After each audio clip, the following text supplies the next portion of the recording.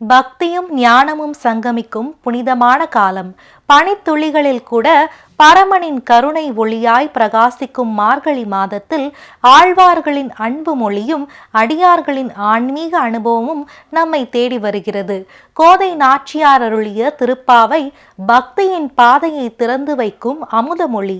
மாணிக்க வாசகர் அருளிய திருவெம்பாவை உள்ளறிவின் ஒளியால் உயிரை தழுவும் ஞான பாடல். கேளுங்கள், உணருங்கள். பாடல்களில் பக்தியை, விளக்கங்களில் வாழ்வை, மார்கழியில் இறையருளை. இந்த இரு தெய்வீக பாடல்களும் அவற்றின் ஆழமான பொருளுரைகளும் இணைந்து நம் மனத்தை தூய்மைப்படுத்தி நம் வாழ்க்கையை ஆன்மீக பயணமாக மாற்றும் முயற்சியே இந்நிகழ்ச்சி. மக்கள் வணக்கம். இது அருள் தரும் மார்கழி.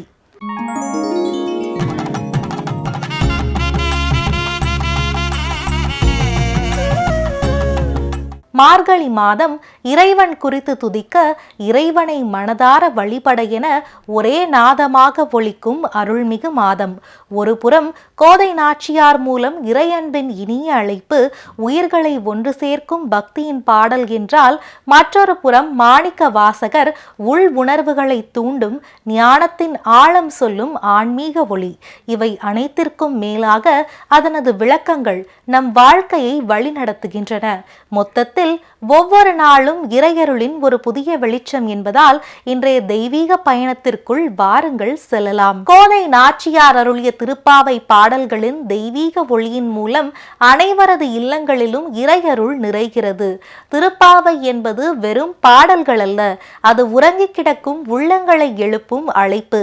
அது வாழ்வை இறைவழியில் நடத்தும் வழிகாட்டி. ஒவ்வொரு பாசுரமும் அன்பின் மொழி, அடக்கத்தின் பாடம், ஆன்மீக வாழ்வின் துவக்கம். பாடல்களில் பக்தி ஒலிக்க, அவற்றின் பொருள் விளக்கங்கள் மனம் தெளியச் செய்து வாழ்க்கைக்கு வழிகாட்டுகின்றன. மார்கழியின் ஒவ்வொரு நாளும் திருப்பாவையின் ஒரு புதிய பாசுரமானது ஒரு புதிய அனுபவத்தை தரவல்லது. வாருங்கள், கோதை நாச்சியாரின் பாடலில் திளைத்து வருவோம்.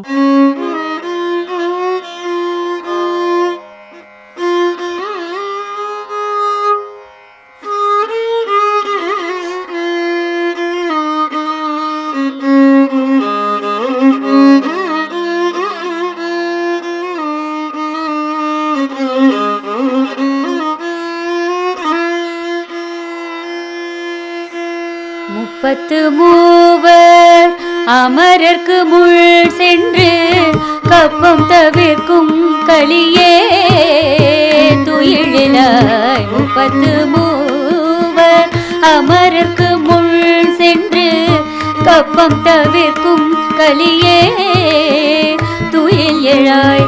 செப்பமுடையாய் திரளுடையாய் செற்றார்க்கு, செப்பமுடையாய் திரளுடையாய் செற்றார்க்கு வெப்பம் கொடுக்கும் விமலா துயில் எழாய். செப்பண்ண வெள்முளை செவ்வாய் சிறுமருங்குள் நப்பிண்ணை நங்காய் திருவே துயில் எழாய். செப்பண்ண மென்முளை செவ்வாய் சிறுமருங்குள் நப்பிண்ணை நங்காய் திருவே துயில் எழாய். ஊக்கமும் தட்டொளியும் தந்துண் மணாளனை, ஊக்கமும் தட்டொளியும் தந்துண் மணாளனை இப்போதே எம்மை நீராடேலோரெம்பாவாய். இப்போதே எம்மை நீராடேலோரெம்பாவாய்.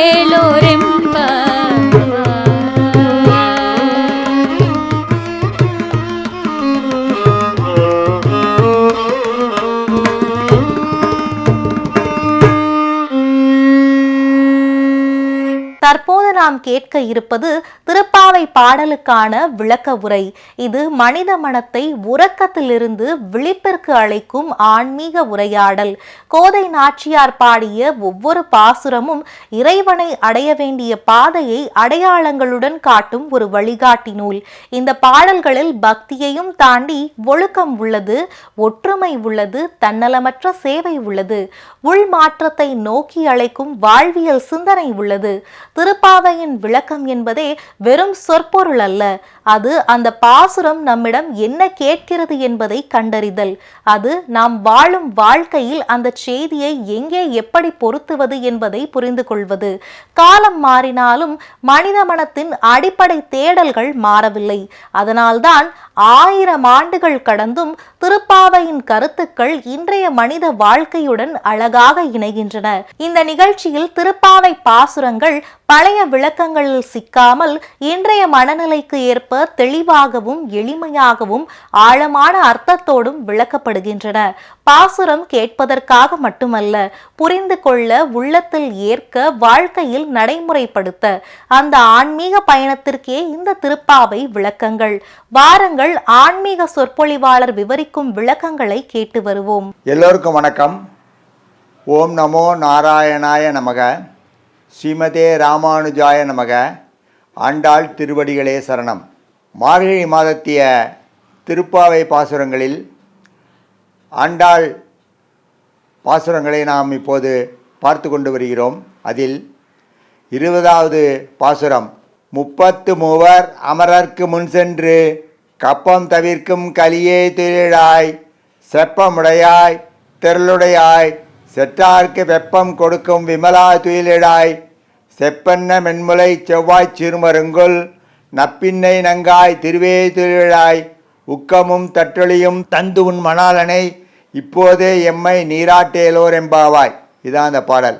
இந்த பாசுரம் திருப்பாவை பாசுரங்களில் ஒரு முக்கியமான கட்டமாக சொல்லப்படுகிறது. 18, 19 பாசுரங்களில் நப்புன்னை பிராட்டியை பற்றி அவரை முன்னிலைப்படுத்தி ஆண்டாள் பாடிய பாசுரங்கள் இடம்பெற்றன. நப்பின்னையும் கிருஷ்ணனையும் ஒரு சேர துயிலெழுப்பும் பாடல் இந்த பாடல். இறைவனின் வீரத்தையும் பிராட்டியின் அழகையும் தெரிவிக்கிறது இந்த பாடல்.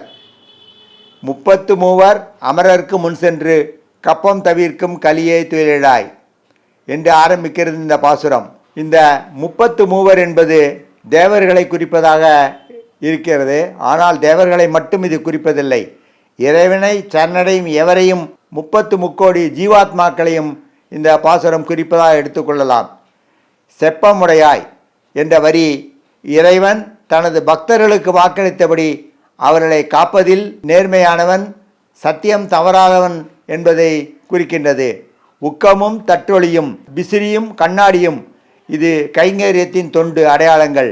நாம் இறைவனை பார்ப்பதற்கு முன் அவனது கைங்கரிய கருவிகளை பெற தகுதி பெற வேண்டும். அந்த தகுதி பெற்ற பின்புதான் இறைவனின் கருணை நமக்கு கிடைக்கும். இதில் 33 அமரர்க்கு முன் சென்று கப்பம் தவிர்க்கும் கலியே துயிலாய். 33 தேவர்களுக்கு ஆபத்து வரும்போதெல்லாம் அவர்களை காப்பாற்றுகின்ற கண்ணனே துயிலெழுவாயாக. அவர்களின் நடுக்கத்தை தீர்க்கும் கண்ணனே துயிலெழுவாயாக என்று உறக்கம் நீங்கி எழுந்து வா என்று ஆண்டாள் பாடுகிறாள். செப்பமுடையாய் திரளுடையாய் செற்றார்க்கு வெப்பம் கொடுக்கும் விமலா துயிலேழாய். வார்த்தை தவறாத, வாக்கு தவறாத நேர்மை உடையவனே கண்ணனே, அளப்பரிய ஆற்றல் கொண்டவனே, உன்னை எதிர்க்கும் பகைவர்களுக்கு அச்சத்தை தரும் தூயவனே, நீ உடனே எழுந்து வருவாயாக, எங்களுக்கு அருள் புரிவாயாக என்கிறாள். செப்பென்ன மென்முலை செவ்வாய் சிறுமருங்குள் நப்பின்னை நங்காய் திருவே துயிலேழாய். அழகிய மங்கள கலசம் போன்ற தனங்களையும் பவளம் போன்ற சீரிய வாயையும் கொண்ட மெல்லிய இடையையும் கொண்ட நப்பின்னை பிராட்டியை விட்டுவிட்டு எங்களுடன் வா. நப்பின்னை பிராட்டியும் அழைத்து கொண்டு எங்களுக்கு அறிவுரை வழங்கவும் நல்லது செய்யவும் எழுந்து வர வேண்டும் என்று ஆண்டாள் மன்றாடுகிறாள். உக்கமும் தற்றொழியும் தந்து உன் மணாலனை இப்போதே எம்மை நீராட்டேலோர் எம்பாவாய். விசிறியும், உக்கம் என்பது விசிறி, முகம்பார்க்கும் கண்ணாடி, தட்டு ஒளி என்பது முகம்பார்க்கும் கண்ணாடி எங்களுக்கு தந்து உன் கணவனான கண்ணனை எங்களிடம் அழைத்து வந்து இப்போதே நாங்கள் நீராடப் போகிறோம், எங்கள் நீராடுவதை பார்த்துவிட்டு எங்களுக்கு ஆசீர்வாதங்களை ஆசிகளை அருள வேண்டும் என்று நப்பின்னை பிராட்டியை பார்த்தும் ஆண்டாள் இந்த பாசுரத்தில் பாடுகிறாள். தேவர்கள் அசுரர்களால் துன்புறுத்தப்படும் போதெல்லாம் மகாவிஷ்ணு அவர்களை முன்னிட்டு காத்திருக்கிறார். குறிப்பாக பார்க்கடலை கடைந்து அதில் விஷம் வந்தபோது அந்த விஷத்தை பருகி பரமசிவன் காப்பாற்றினார். அதன் பின்பு தேவர்களுக்கு அமுதம் கிடைத்தது. அப்போது கூட மகாவிஷ்ணு பரமசிவனோடு உதவியோடு தேவர்களை அசுரர்களிடமிருந்து காப்பாற்றினார். அமுதம் கிடைக்கச் செய்ததும் இந்திரனுக்கு துன்பம் வந்தபோது வாமனனாக வந்து 3 அடியால் மகாபலி சக்கரவர்த்தியை பாதாள லோகத்திற்கு அனுப்பியதற்கும் இதற்கு சான்றாகும். நப்பின்னை பிராட்டி நீலாதேவியின் அம்சம். அவள் எப்போதும் கண்ணனின் வீரத்தையும் அழகையும் ரசித்து கொண்டே இருப்பாள். கோபியர்கள் அவளை திருவே என்று அழைப்பது அவள் கண்ணனின் மனதை மாற்றும் வல்லமை உடையவள் என்பதை நமக்கு ஆண்டாள் தெரியப்படுத்துகிறாள். திருமகள் என்பது மகாலட்சுமிக்கு நாம் சூட்டும் பெயராகும்.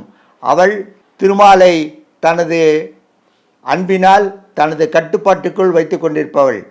மகாலட்சுமியை வேண்டினால் திருமால் எதையும் மறுக்க மாட்டால், நமக்கு எல்லாவற்றையும் செய்து கொடுப்பார் என்பதை ஆண்டாள் இந்த பாசுரங்கள் எல்லாவற்றிலும் தெரியப்படுத்துகிறாள். 33 அமரர்க்கு முன் சென்று கப்பம் தீர்க்கும் கலியே என்ற பாசுரம் ஆரம்பிக்கிறது. இந்த பாசுரத்தில் 33 அமரரை முன்னிறுத்தி அவர்களுக்காக படை நடத்தி பகைவருடைய தன்னுடைய வீரத்தை விளங்கச் செய்த கண்ணனே என்ற கண்ணனை பற்றி பாடுகிறாள்.